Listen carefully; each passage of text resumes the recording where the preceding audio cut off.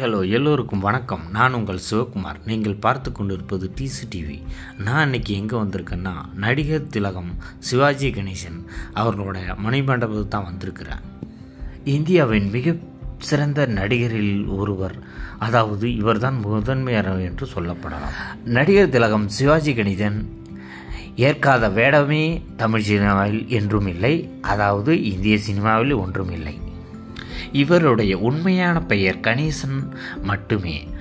இவர் அறிஞர் அண்ணாவின் வீர சிவாஜி என்ற நாடகத்தில் நடிக்கும்போது தந்தை பெரியார் அவர்களால் பாராட்டு பெற்று சிவாஜி கணேசன் என்று அழைக்கப்பட்டார். அறிமுகமான முதல் படத்தில், அதாவது பராசக்தி படத்தில், பகுத்தறிவு கொள்கைகளை வலியுறுத்தியும் கலைஞர் கருணாநிதி அவர்களின் வசனங்களை பேசியும் நடிப்பில் வீறுநடை போட்டார். இந்த மணிமண்டபத்தை முன்னாள் முதல்வர் கலைஞர் கருணாநிதி அவர்களால் திறக்கப்பட்டது. அவருடைய திருவுருவ சிலையும் அமைக்கப்பட்டிருந்தது. தமிழ் சினிமாவில் எந்த ஒரு நடிகரும் ஏற்று நடித்திராத அனைத்து கதாபாத்திரங்களிலும் நடித்த ஒரே நடிகர் திலகம் சிவாஜி கணேசன் மட்டுமே. அவர் நடித்திருந்த கதாபாத்திரங்களாகட்டும் எப்போதும் மிக அருமையாகவே உள்ளன. அவர் அனைத்து வேறுபட்ட கதாபாத்திரங்களிலும், சினிமாக்களிலும், நாடகங்களிலும் மிக அருமையாக நடித்துள்ளார். எத்தனையோ படங்களில் நடித்திருந்தாலும் ஒரு மாபெரும் குறை என்றால் சிவாஜி கணேசன் அவர்களுக்கு இந்திய சினிமா இந்திய அரசு அவரை கௌரவிக்கவில்லை என்று தான் கூற வேண்டும். 1964 நடைபெற்ற இந்தியா சீனா போராகட்டும் மற்றும் 70 நடைபெற்ற இந்திய பாகிஸ்தான் போராகட்டும், இவை அனைத்திலையுமே தன்னுடைய பங்களிப்பை, அதாவது தன்னுடைய சம்பளத்திலிருந்து பெரும் தொகையை நாட்டிற்காக அர்ப்பணித்து இருக்கிறார். காலம் கடந்தும் நம் நினைவில் இருக்கக்கூடிய எத்தனையோ சிவாஜி கணேசன் நடித்த படங்கள் இருக்கின்றன. நான் பார்த்து ரசித்த, சிறுவயதில் ரசித்த மிகப்பெரிய ஒரு படம் என்றால் பாசமலர். ஒரு அண்ணன் தங்கைக்கும் இருக்கக்கூடிய அந்த உறவை நன்கு ஒரு அண்ணனாக நடித்திருப்பார். தான் நடித்திருந்த, அதாவது கல்லூரியின் பேராசிரியர் வேடத்தில் தன் வகுப்பு மாணவியை காதலிக்கும் ஒரு நயமான நடிப்பை மிகவும் அருமையாக வெளிப்படுத்தி இருப்பார். அதாவது தன்னுடைய மாணவியை காதலிப்பது தவறு என்பதை உணர்ந்து அவர் அந்த மாணவியின் காதல் சேட்டைகளை தவிர்த்து கடைசியில் அந்த காதலை ஏற்றுக்கொள்வதமாக அந்த திரைப்படம் அமைக்கப்பட்டிருக்கும்.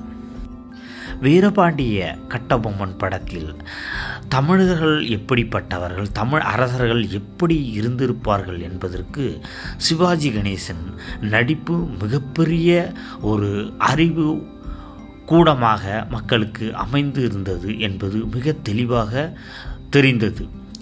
அதேபோல் பராசக்தி படத்தில் அவர் பேசிய ஒவ்வொரு பகுத்தறிவு வசனங்களும் மக்களை சிந்திக்க தூண்டியது. கலைஞர் மு. கருணாநிதி அவர்களின் மிகப்பெரிய வசனங்களை எளிதில், அதாவது மிக அபாரமாக நடித்து காட்டிய ஒரே நடிகர் என்றால் அது நடிகர் திலகம் சிவாஜி கணேசன் அவர்கள்தான். பொய் பேசாத ஹரிச்சந்திரன் கதாபாத்திரத்திலும், மிகப்பெரிய பேரரசனான ராஜராஜ சோழன் கதாபாத்திரத்திலும், முற்காலத்தில் அரசர்கள் எப்படி வாழ்ந்திருப்பார்கள், எப்படி இருந்திருப்பார்கள் என்பது எந்த சான்றுகளுமே இல்லை. ஆனால் இவரின் நடிப்பை வைத்துதான் நமக்கு அவர்களெல்லாம் இப்படிப்பட்டவர்களாக இருந்திருக்கலாம் என்று ஒரு செய்தியாகவே நமக்கு அறியப்பட்டது. பிற்காலத்தில் ரஜினிகாந்த் அவர்கள் கமலஹாசன் அவர்களுடன் பல்வேறு படங்களிலும் நடித்து தனக்கான புகழை அழியாமல் பார்த்து கொண்டவர். எம்ஜிஆர் அவர்களின் மிகப்பெரிய ரசிகராகவும் அவரின் ஒரு தம்பியாகவும் அறியப்பட்டவர் நடிகர் திலகம் சிவாஜி கணேசன் அவர்கள். இவர் இளைய தலைமுறை நடிகர்களோடும் நடித்துள்ளார். கடைசியாக சிவாஜி கணேசன் அவர்கள் இளைய தளபதி விஜய் அவர்களுடனும் ஒன்ஸ்போர் படத்தில் நடித்திருந்தார். அது மட்டுமல்லாத நாட்டுப்புற கலையை வளர்க்கும் சில படங்களிலும் மிகவும் பெரிதாகவும் நடித்துள்ளார். எண்ணற்ற விருதுகளை திரு சிவாஜி கணேசன் பெற்றிருந்தாலும் பிரான்ஸ் அரசு வழங்கிய செவாலியா சிவாஜி கணேசன் பட்டமே அவருக்கு மிகவும் பிடித்தமானதாக இருந்தது. அரசியலில் இரு துருவங்களாக இருந்த கலைஞர் மு. கருணாநிதி அவர்களுடனும் புரட்சித் தலைவர் எம்ஜிஆர் அவர்களுடனும் ஒரு சேர நட்பு பெற்றிருந்தார். முன்னாள் முதல்வர் புரட்சித் தலைவி ஜெயலலிதா அவர்களுடனும் பல படங்களில் கதாநாயகனாக நடித்துள்ளார். அந்த படங்களும் மிகப்பெரிய வெற்றி பெற்ற படங்களாக உள்ளன. புரட்சித் தலைவர் எம்ஜிஆர் அவர்களும் நடிகர் திலகம் சிவாஜி கணேசன் அவர்களும் நடிப்பில் மட்டுமே போட்டி போட்டார்கள் ஒழிய அவர்களின் நட்பில் எந்த ஒரு விரிசலும் கடைசி வரை இல்லை.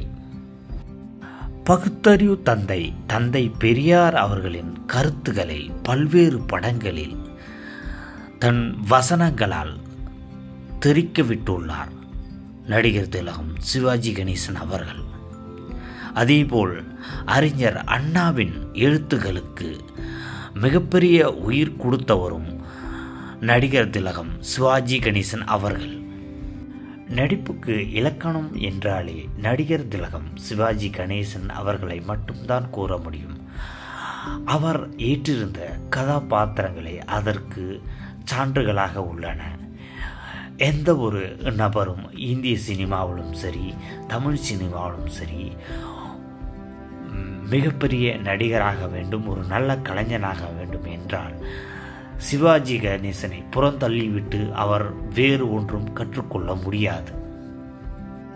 ஒரு முறை ஒரு படப்பிடிப்பு தளத்திற்கு சென்ற சிவாஜி கணேசனை பார்த்து அங்கு இருந்த நடிகர்கள் எல்லாம் அவருக்கு எழுந்து நின்று மரியாதையும் மற்றும் வணக்கத்தை தெரிவித்தனர். ஆனால் நடிகை சில்க் ஸ்மிதா மட்டுமே அவ்வாறு செய்யவில்லை. அவர் மட்டும் அமர்ந்திருந்தார். அதற்கு காரணம் என்னவென்று சிவாஜி கணேசன் அவர்கள் நடிகை அதாவது சில்க் ஸ்மிதா அவர்களை கேட்டபோது, ஐயா, நான் உங்களை மதிக்கிறேன், ஆனால் நான் உடுத்தியிருக்கும் உடுப்பு அவ்வாறு உள்ளது, உங்களை தர்ம சங்கடத்துக்கு ஆளாகவில்லை, அதனால்தான் அமர்ந்து கொண்டே நான் உங்களை வரவேற்றேன் என்று கூறினார். இதை கேட்டு சிவாஜி கணேசன் அவர்கள் மிகவும் வேதனைப்பட்டார். இந்தியாவிற்கும் சீனாவிற்கும் நடைபெற்ற போரில் இந்தியா கடுமையான பொருளாதார நெருக்கடியை சந்தித்தது. அது குறித்து பிரதமர் நேரு அவர்கள் விடுத்த கோரிக்கையின் அடிப்படையில் பல்வேறு மக்களும் சரி செல்வந்தர்களும் அரசாங்கத்திற்கு உதவி செய்தார்கள். அதே போன்றே நடிகர் திலகம் சிவாஜி கணேசன் தன்னிடம் உள்ள அனைத்து நகைகளை, அதாவது 100 பவுன்கள் மேற்பட்ட தங்க நகைகளை இந்தியாவிற்காக தானமாக வழங்கினார் என்பது குறிப்பிடத்தக்கது.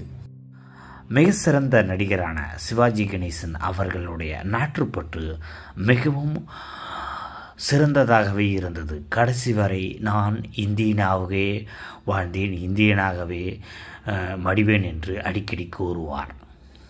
இந்த வீடியோ உங்களுக்கு பிடிக்கும் என நம்புகிறேன்.